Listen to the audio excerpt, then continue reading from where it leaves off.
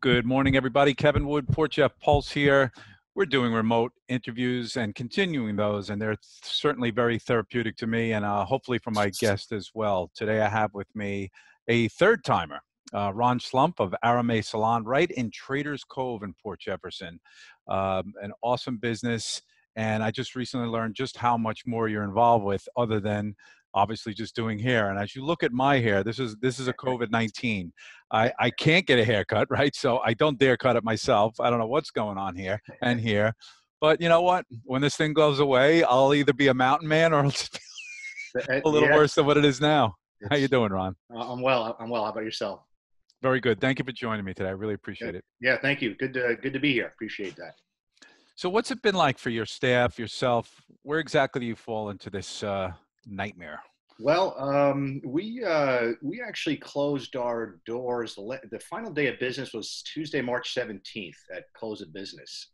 So it was probably a little bit earlier than some of this mandating went on through state and local officials. But since then, we've kind of set up a routine, for lack of better terms, which is tough to set up in these times. But we meet a couple of times a week through Zoom. And then there's a lot of online education. We're fortunate to have an abundance of that at our disposal for both the technical, the cutting and color piece for the technicians, but as well, there's a lot of business best practices and coaching that we've gotten involved with over the years. So we've been taking a lot of that, in the hopes of, if it's possible, being a little stronger on the backside of this. So, what is this once in a lifetime occurrence taught you personally? To slow down for sure. I mean, yeah, we've been that's what I got. to slow down. I mean, it's geez, and it just sometimes the days, at least leading up to this, your hair is on fire and you're just going in 100 different directions. And, I take a lot of walks during the day now, and I see things I haven't seen in my neighborhood that it's nothing huge. It's just, wow, I never knew that was there. That's funny. 10 years later, So I think that's one big takeaway for sure. And, and you just appreciate, I think, a lot more of things that maybe you didn't intentionally take for granted, but, just over time and it just happens. So I think it just become a lot more grateful. Yeah, it's the elongated snowstorm, so to speak, because, yes. I was outside this morning and it was so quiet. There was just no human anything. The old saying, listen to the quiet. It was quite nice, actually. So I think that will be the good coming out of it. Unprecedented, just to take time, smell the flowers. Stop and smell the rose. Exactly. Yeah, exactly. So I read over the newsletter that came out, and I want you to talk a little bit about the hand and foot relief, going to hospitals, and that type of thing. There was some contest that I guess the chamber's involved with. Well, what happened? I'll tell you the first part of the question with regards to the hand creams and the aromatherapies for soothing. We'll call it healthcare workers. I heard about that need. It was through a communication from the Port Jeff Chamber, and so we've reached out to the person, I guess, in charge of community outreach. So we're still coordinating those efforts. I'm actually coordinating getting a product order to my house, which never happens because obviously it gets sent to the business. So nothing crazy, but the back of this request was, basically these, as you can imagine, these healthcare workers need to unstress, because I couldn't imagine going into the environment they need to go into these days. And so we heard about this request through the chamber.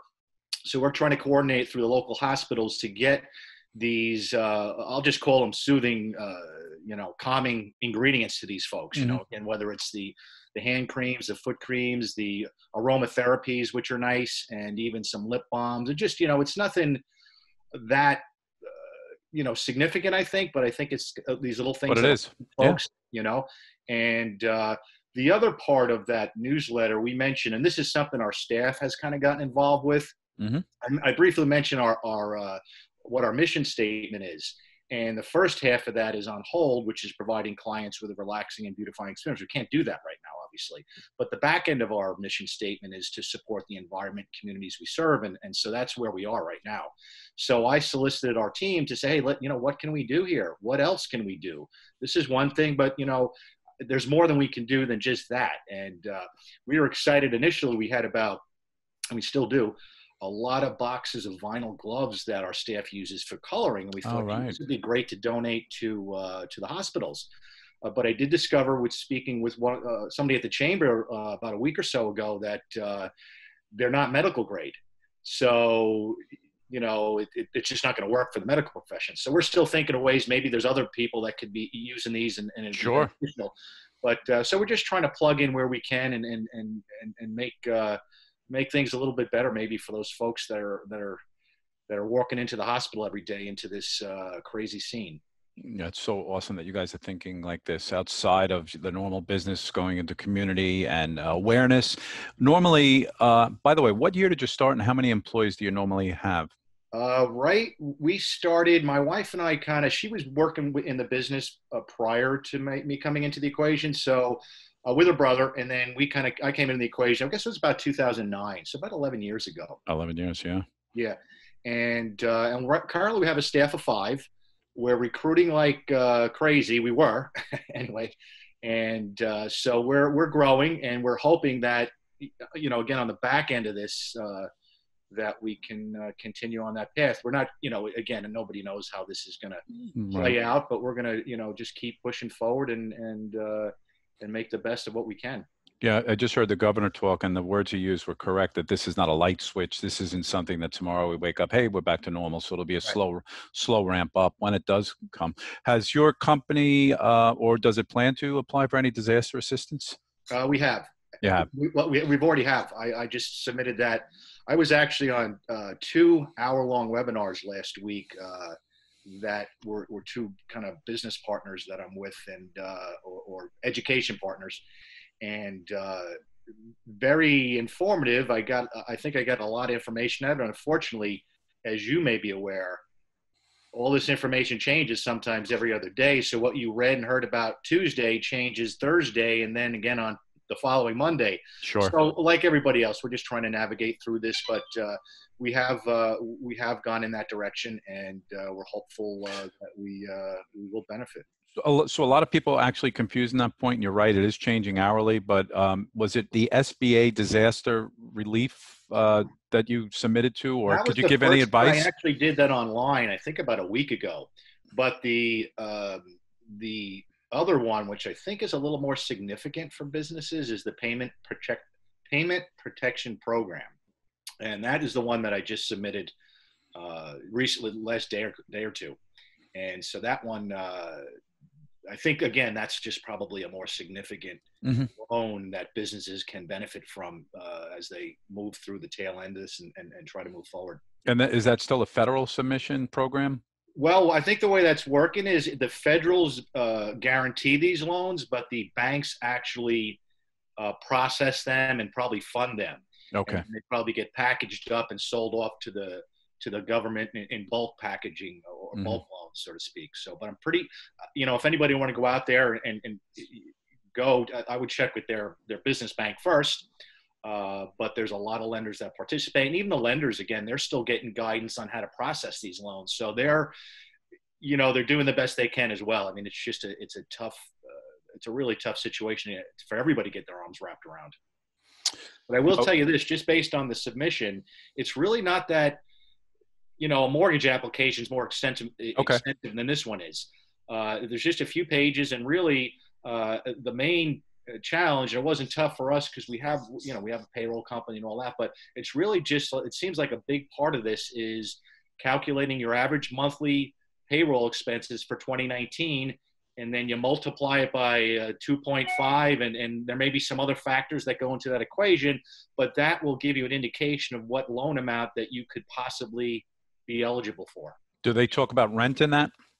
They do. Rent, mortgage, utilities, payroll. I think those are the 3 big items, which are obviously big for business. Right, and it's all designed to get to the other side of this whole thing. Absolutely.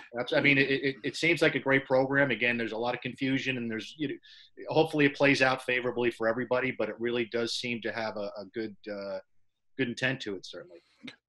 Let me ask you how strange it is, because I go, as you know, I'm there every day, to be looking out at Traders Cove and the Gap parking lot, right out to the ferry, and just seeing nothingness. Really, It is strange it's because really strange.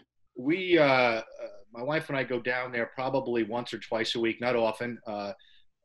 Really, at this point, we go down there. We have still have appointments on the book for April, end of April, and a good chunk of May. So each week we kind of we're kind of 3 weeks ahead of it. So we need to go down there and make some calls and talk to some people. And although email blasts and texting and other things can work, we just feel it's important to reach out and talk to these folks, and they appreciate it. And it's not always a fast process because people want to talk a little bit further than just, hey, we'll call you when we're done, when we can reschedule you. Right now we can't. So that's one reason we go down there. But yeah, to back to your question, it is very Eerie. strange to see. It's just a ghost town, which we're not obviously not used to seeing it, at all. Yeah, it's very eerie. So I hope to get to the other side of this. And I mean, that's what we're trying to do here at the Port Jeff Pulse. I mean, just the need to, I always say the two biggest needs of human beings are, one is the obvious, shelter, but love, support, and communication. And so if we can in some way just allow people to communicate as you have done here, and communicating the goodwill that you still have towards your community and customer base, I think needs to be heard. And that's what we're trying to do here. Yeah, which is great. I mean, I saw the opportunity to Absolutely. possibly speak again with you, and enjoy doing that. And I'm glad to be here and share whatever I can, and certainly if anybody can benefit or get an inspiration or an idea, that's terrific. Absolutely. Well, shout out to Barbara at the Chamber for keeping, us all together in terms of us that are in business here, and the partners that are involved with the Chamber. Thank you. For that matter, everybody at the village has been, it takes a village has been exemplified here in Port Jefferson. Absolutely. Absolutely. All right. So stay in touch, and hopefully the next time we talk, you'll be coloring some hair. And yeah. Hey, absolutely. Well, not me, my staff. I'll hurt somebody if I did that. But thanks again for having me. I appreciate it, and all the best as we move through these times. Absolutely. Thank you, Ron. Thank you, Kevin. Take care. You too.